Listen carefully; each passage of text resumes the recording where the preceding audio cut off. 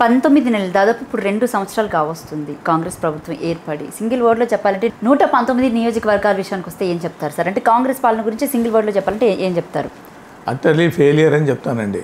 అవగాహన లేని ఆలోచనలతోటి ముందుకు పోయి ప్రజలను ఇబ్బంది పెట్టే కార్యక్రమాలు తీసుకోవడం జరుగుతూ ఉంది. కాబట్టి ప్రజల కోసమో లేకపోతే సంక్షేమం కోసమో లేకపోతే అభివృద్ధి కోసమో ఆలోచన లేదు. ఏమైనా కానీ కక్ష సాధింపుతోటి ముందుకు పోయి కేసీఆర్ గారిని గత ప్రభుత్వంలో చేసినటువంటి కార్యక్రమాలను చెప్పడం, ఏదైతే ప్రజలలో చూసుకొని పోయి ఇది తప్పు అది తప్పు అని చెప్పి ప్రజలను మోసం చేసి చెప్పడం వరకే పరిమితం. కానీ కొత్త స్కీములని ఆ స్కీమ్ అని చెప్పేసి ఏ స్కీములలో ఏది కూడా ఇంతవరకు ఒక కార్యక్రమం తీసుకున్నటువంటి పరిస్థితి లేదు. అన్నీ మభ్యపెట్టిన మాటలతోటే పబ్బం గడుపుతూ ఉన్నాడు. అనవసరమైనటువంటి ప్రజలను మభ్యపెట్టి ముందుకు తీసుకుపోతూ ఉన్నాడు. కానీ సంక్షేమం కోసం ఆలోచన, అదేవిధంగా అభివృద్ధి కోసం ఆలోచన లేనటువంటి పరిస్థితి. మీరు రేవంత్ రెడ్డితో కూడా పనిచేసినట్టు ఉన్నారు. ఆనాడు మేము టీడీపీలో ఉన్నాం. ఆనాడు ఉన్నటువంటి పరిస్థితి అంటే ఎలా ఉండేది ఆయన వైఖరి? కానీ అంటే ఇదే తీరుగా ఉండేదా? అప్పుడు వైఖరి చంద్రబాబు నాయుడు గారు ఉన్నారు కాబట్టి ఎవరు సరైన రీతిలో పద్ధతిలో మనం పార్టీ క్రమశిక్షణతోటే ముందుకు పోయాము ఎవరైనా కానీ ఇలాంటి ఆలోచనలతోటి ముందుకు ఎప్పుడు కూడా పోలా. రైట్. అంటే ఇప్పుడు జరుగుతున్న ఇష్యూ ఏదైతే ఉందో బనకచెర్ల మీద, దాని గురించి చెప్పాలంటే తెలంగాణకు వచ్చిన నష్టం ఏంటి సార్ బనకచెర్ల వల్ల? బనకచెర్ల అనేది నీళ్లు ఏవైతే ఉన్నాయో 2000 క్యూసెక్స్ నీళ్లు బయట పోతున్నాయి, వాటిని మేము వాడుకుంటామని చెప్పేసి ఆంధ్ర గవర్నమెంట్ ఏదైతే అనుకుంటా ఉందో దానికి సరైన రీతిలో మాకు తెలంగాణకు వచ్చే నీళ్లు ఎంత ఏంది అనేది తెలిసిన తర్వాతనే అతను అక్కడ కట్టడాలు కానీ ఏవైనా తీసుకుంటే బాగుంటుంది అనేది తెలంగాణ ప్రజల ఆలోచన. అంటే ఈ విషయానికి సంబంధించి శిష్యుడు గురువుకు బాగా హెల్ప్ చేస్తున్నారని పెద్ద ఎత్తున పొలిటికల్ పరంగా ప్రచారం జరుగుతుంది. ఏం చెప్తారు? పొలిటికల్గా ప్రచారము అది ఇంటర్నల్గా what it is I don't know exactly. కానీ ఏదైతే గట్టిగా మాట్లాడాలంటే మాట్లాడలేకపోయారు వీళ్ళు. ఒక 1 మంత్ మేము బీఆర్ఎస్ పార్టీ పదే బనకచెర్ల అని చెప్పేసి చెప్పడంతో దాన్ని ఆ ఇష్యూను అప్పుడు ఆఫీసర్స్ కానీ అదేవిధంగా మంత్రులు కానీ ముఖ్యమంత్రి కానీ దాన్ని ఆలోచన చేసి అవును ఇదేదో ఎక్కడనో వేరే తిరిగా పోతూ ఉంది, దీని ఆలోచన వేరే తిరిగా ఆలోచన పోతూ ఉంది కాబట్టి దీన్ని గట్టిగా మాట్లాడాలని చెప్పేసి అప్పుడు ఇంటర్ఫియర్ అవ్వాలి. రైట్. ఇటు బాబ్లీ ప్రాజెక్ట్ విషయాన్ని గురించి అంటే ఆ టైంలో మీరు ఆ పార్టీలో టీడీపీ పార్టీలోనే ఉన్నారు కదా, దాని గురించి ఏమైనా చెప్తారా సార్?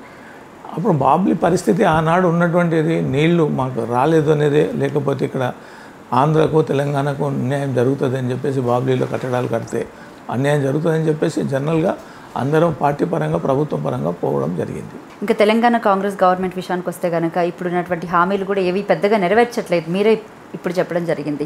అయితే ఎటో చూసుకున్నా అంటే ఈ మధ్యకాలంలో రైతు భరోసా విషయానికి వస్తే ఏం చెప్తారు? ఎందుకంటే ఒకటేసారి ఆ 3 ఏదైతే 12,000 ఉన్నాయో అకౌంట్లోకి జమ చేస్తున్నామని చెప్తున్నారు కదా, అసలు ఇది ఎంతవరకు కరెక్ట్ అంటారు?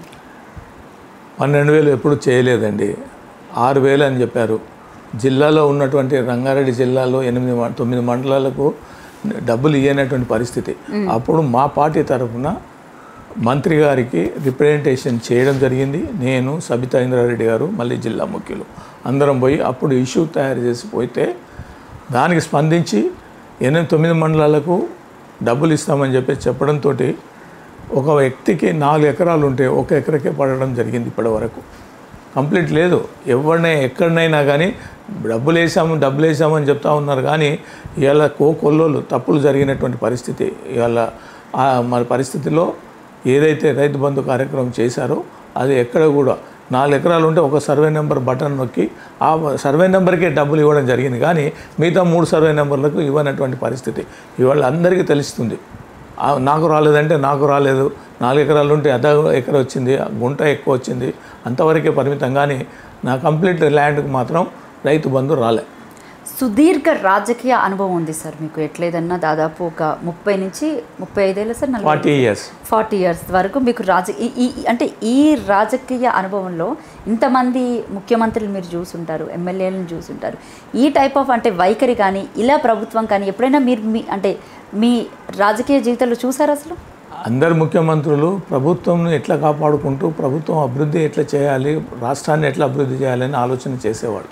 కానీ ఇక్కడ రేవంత్ రెడ్డి గారు ఆలోచనలు తప్పుడు విధానాలు ఉన్నాయి. సమన్వయం అనేది, కోఆర్డినేషన్ అనేది లేకుండా ఉన్నటువంటి పరిస్థితి. ముఖ్యంగా. అదేవిధంగా రాజకీయంగా లబ్ధి పొందిండు కానీ మాయమాటలు చెప్పో లేకపోతే ప్రజలను మభ్యపెట్టో ప్రభుత్వంలో అక్కడ అధిష్టానంలో ఏదో చెప్పి చేయడంతో ముందుకు రావడం జరిగింది. కానీ అవగాహన లోపంతో ఇవాళ రాష్ట్రం అంతా కూడా ఇబ్బంది పాలైనటువంటి పరిస్థితి. అది ఒక గాడిలో లేదు, ఒక అవగాహన లేదు, ఏ సబ్జెక్టు తీసుకున్నా సరైన రీతిలో లేదు. ఏదో ఒక టెంపరీగా డైవర్షన్ పాలిటిక్స్ తోటే ముందుకు పోవడం జరుగుతూ ఉంది. ఇవాళ నా ఏరియాలో ఉన్నటువంటి ఇబ్రాహీంపట్నంకి సంబంధించినటువంటి ఏదైతే ఫార్మాసిటీకి సంబంధించినటువంటి భూముల విషయంలో లెక్కలు తీస్తే అక్కడ ఫార్మా తీసుకున్నాం. అప్పుడు ప్రభుత్వం వీళ్ళది మాది ఉంది, కానీ ఎలక్షన్లలో వచ్చి ఇది రద్దు చేస్తామని మేనిఫెస్టోలో కూడా పెట్టడం జరిగింది. ఇవాళ రద్దు చేయకుండా గవర్నమెంట్ ఏమో సిఎల్ఆర్ వాళ్ళందరేమో హైకోర్టులో అఫిడవిట్ ఇస్తారు, ఇవాళ ఫార్మాసిటీకే ఉండాలి అని చెప్పేసి. ఇక్కడ సీఎం గారు మాట్లాడడం చెప్పడం జరుగుతుంది, 4th సిటీ అనో, ఫ్యూచర్ సిటీ అనో, స్పోర్ట్స్ సిటీ అనో, లేకపోతే ఈ సిటీలు ఆ సిటీలు అని ఒక మభ్యపెట్టి దాన్ని ఒక ఆలోచనతోటి ముందుకు పోతూ ఉన్నారు. ఇవాళ రైతులకు న్యాయం జరుగుతలేదు, అక్కడ వేరే కార్యక్రమాలు సరైన రీతిలో లేదు, అది అట్లే అట్టడుగున్నటువంటి పరిస్థితి. అదేవిధంగా వేరే కార్యక్రమాలు ఆయన చేసేటివి మూసేది కానీ మిగతా ఏదైతే గచ్చిబౌలి విషయంలో కానీ ఏ కార్యక్రమం తీసుకున్నా కానీ ఒక ప్లానింగ్ తోటి పర్ఫెక్ట్గా చేసి ప్రజల కోసం చేస్తున్నానని చెప్పుకునే పరిస్థితులు లేనటువంటి ఈ ప్రభుత్వం.